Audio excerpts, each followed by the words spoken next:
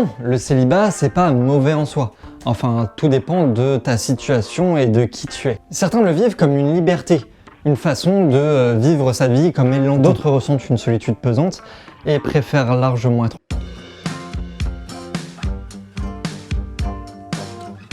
L'essentiel, c'est d'être en paix avec sa situation et de ne pas céder à la pression sociale. D'un point de vue scientifique, on peut pas dire c'est mieux ou moins bien d'être célibataire parce que ouais, ça dépend vraiment de chacun. Ça dépend de la santé mentale, du physique, des préférences personnelles, car oui, les préférences, c'est scientifique. Mais des études ont comparé l'effet du célibat et l'effet d'être en couple sur de nombreuses personnes et donc ça donne quoi? Donc les personnes en couple ont une meilleure santé cardiovasculaire, un meilleur système immunitaire et une espérance de vie bien plus longue. Je crois que je vais me remettre à pécho. En plus, il y a moins de stress et d'anxiété parce que en couple, tu te rassures. Enfin, dans les couples qui marchent bien. En plus, ça apporte un sentiment de sécurité, donc on a le bien-être psychologique qui est bien préservé. Mais au-delà de faire que du sport, c'est aussi adopter des habitudes beaucoup plus saines, que ce soit la nourriture ou des modes de vie plus simples et parfois plus confortables. Mais du coup, scientifiquement, le célibat, parce que là on a vu le couple, c'est trop cool, mais le célibat, on en parle ou pas? On en parle ou pas? Bah non, on va pas en parler, mon pote! Un célibataire va plus se concentrer sur ses objectifs et son développement personnel. Donc en fait, en termes de bien-être, t'as moins à te préoccuper.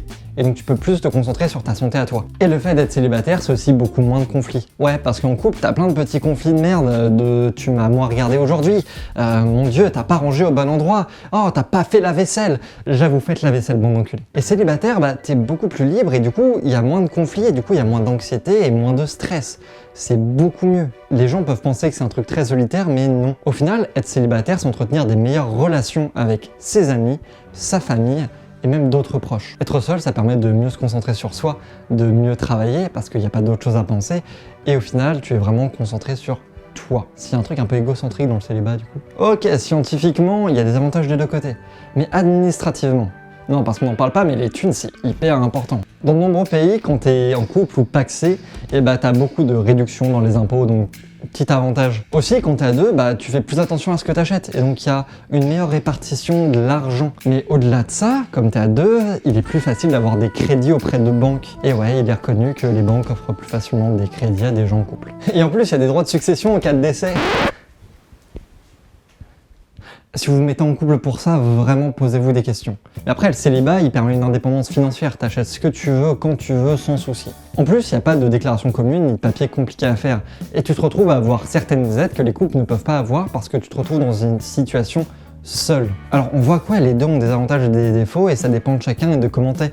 Alors pourquoi c'est mal vu? Aujourd'hui, on se retrouve avec beaucoup de gens qui disent « t'as pas de meuf, t'as raté ta vie ». Et on pointe beaucoup du doigt les gens qui vivent seuls en dehors du couple. Pourquoi? Alors là, je vais être super honnête, j'ai mon texte juste là, j'ai 3 paragraphes et je pense que je vais les résumer. Depuis des siècles, on a valorisé le couple comme étant la norme, le truc parfait et c'est la joie ultime.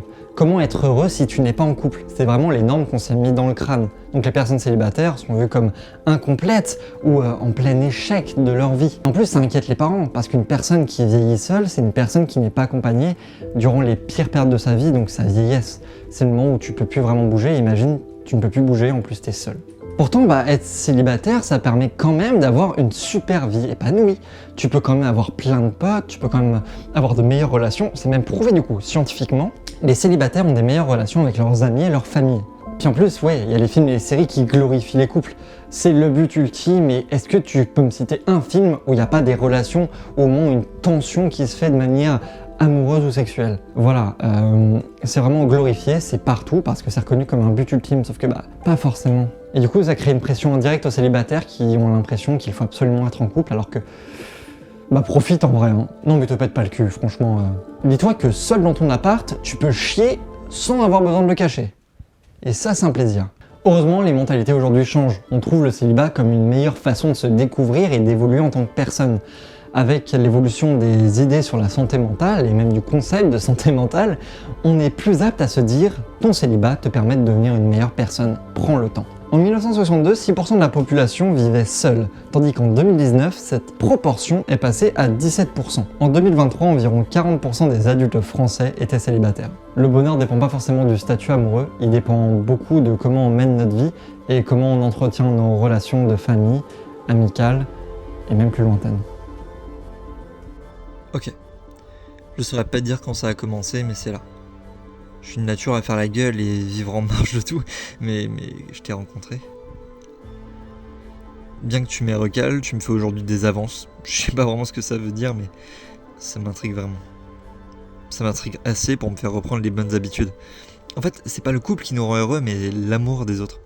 Peu importe le degré, peu importe qui c'est.